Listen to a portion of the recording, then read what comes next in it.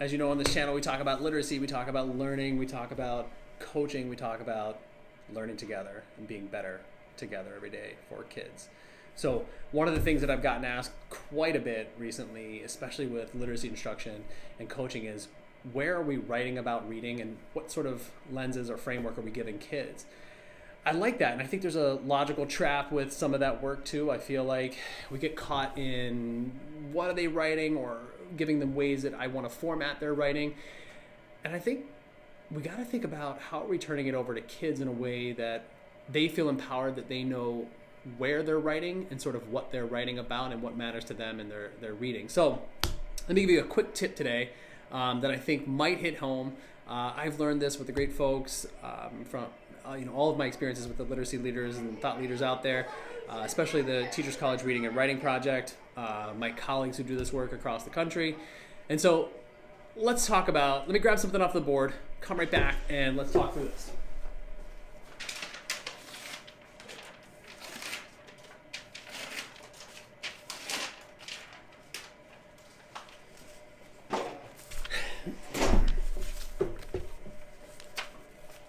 So giving kids time to think through where are they going to write about their reading and maybe what does it sound like at each stage.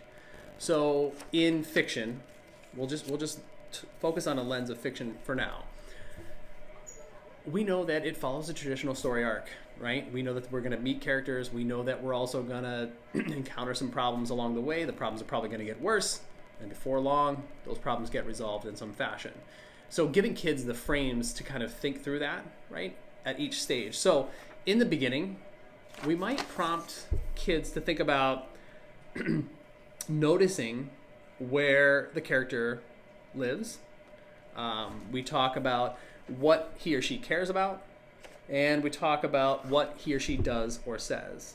And that could be early writing in a book, right? So we could do some writing about reading and think about, like, what are my characters? Who are my characters? I'm getting to know them. What do they do? What do they say? How are they thinking? And then bring that back for some talk structures. That will really help kids with their writing about reading. Another way, as kids venture into the middle of the book, right? This is where you want to notice patterns. So in the beginning, we noticed that my character did certain things and talked in certain ways, but are those things coming back in the middle, right? And do they become patterns? And this is the part where you really want to push kids to grow ideas and even theories about their characters.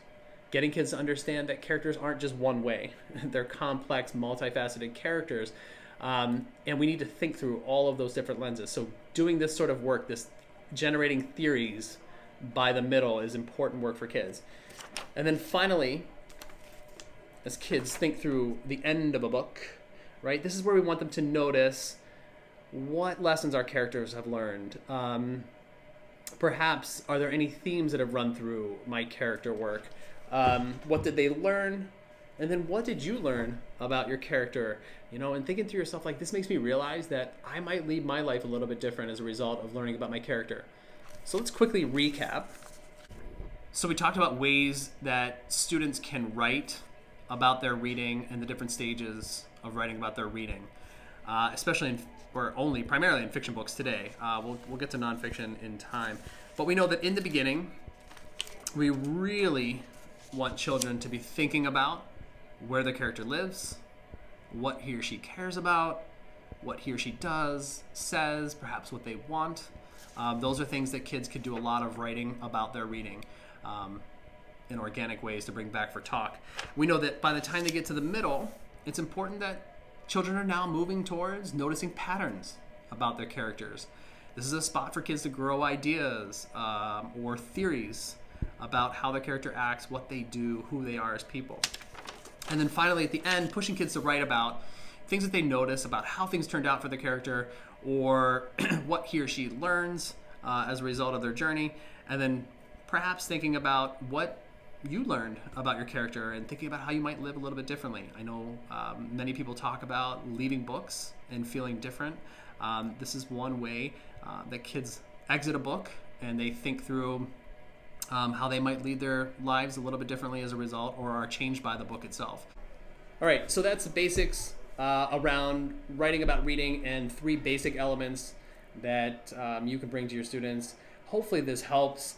If it does help, by all means, on this channel, I want to talk about literacy. I want to talk about learning together. I want to talk about how do we empower kids. We've also got a podcast running simultaneously up against this channel. So I feel like I really want to dive into some of this work. If you like exactly what you see on this channel or today's session, by all means, like it down below, subscribe to the channel.